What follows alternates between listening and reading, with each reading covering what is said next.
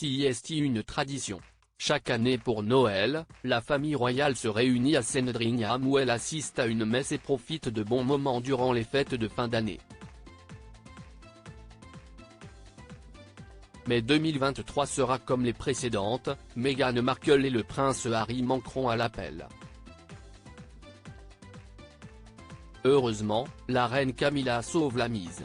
Chaque année, la période de Noël est un moment chaleureux au cours duquel les familles se retrouvent et savourent le temps précieux passé ensemble.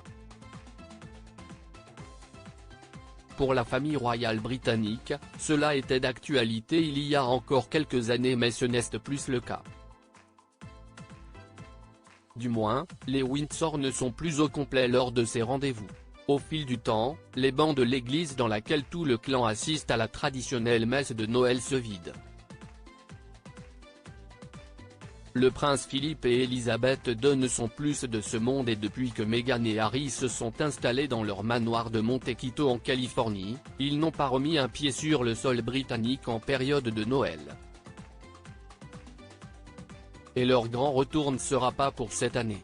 Le magazine Point de Vue révèle qu'ils seront une nouvelle fois les grands absents de cette fin d'année. Pas de retrouvailles entre William et son petit frère, avec qui les relations sont aussi fraîches qu'au petit matin d'un 25 décembre. Un constat que doit regretter le roi Charles III, prêt à tendre toutes les mains à son cadet pour retrouver leur complicité d'avant, que la situation s'arrange. Mais si la liste des absents se fait longue, les remplaçants sont là et ils ne sont pas n'importe qui. Le privilège de la reine Camilla pour Noël. Queen Camilla Parker Bowles a le privilège de pouvoir convier les siens aux festivités. Et si est exactement ce qu'elle a fait.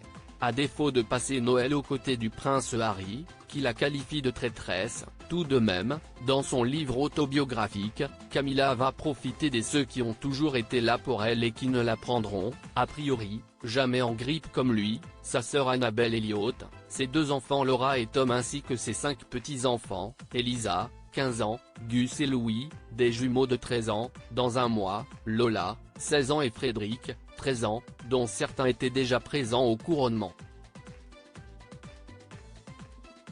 De quoi gonfler les rangs de la monarchie temporairement et oublier la détresse et le malaise causés par les grands absents. Meghan Markle, Harry et Omi de Scobie moins d'un an après la publication de Spare, autobiographie de l'ex-duc de Sussex, un nouveau recueil tout aussi explosif va sortir de l'ombre. Son auteur s'appelle Omi de Scobie et il est très souvent présenté comme l'un des proches des parents d'Archie, 4 ans et Lilibet, 2 ans. Le contenu n'est pas connu pour l'instant mais quelques extraits dévoilés donnent déjà le ton. Le prince William serait avide de pouvoir, Kate Middleton est jugée médiocre dans ses fonctions. Le futur roi serait également coutumier des coups bas notamment envers son frère à qui il aurait voulu nuire en se servant de la presse. Si Meghan et Harry ont fait parvenir des cadeaux pour leurs neveux et nièces lors d'un précédent Noël, pas un merci ni un présent du côté de Kate et William. Le silence de Kate et William la meilleure défense, si est-il attaque, dit-on souvent. Pas pour Kate Middleton et le prince William qui, à chaque fois qu'ils se trouvent attaqués, misent tout sur le silence. Une absence de réaction protocolaire, certes, mais qu'on les imagine suivre eux-mêmes sans toutes ces règles.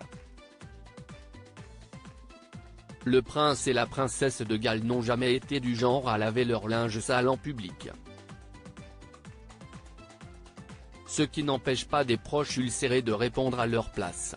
En attendant que les choses se tassent et que la tempête passe, les parents de George, 10 ans, Charlotte, 8 ans, et Louis, 5 ans, se concentrent sur leur mission et la jeunesse, au cœur de leur combat. Et puis, on le sait, l'indifférence reste le meilleur des mépris.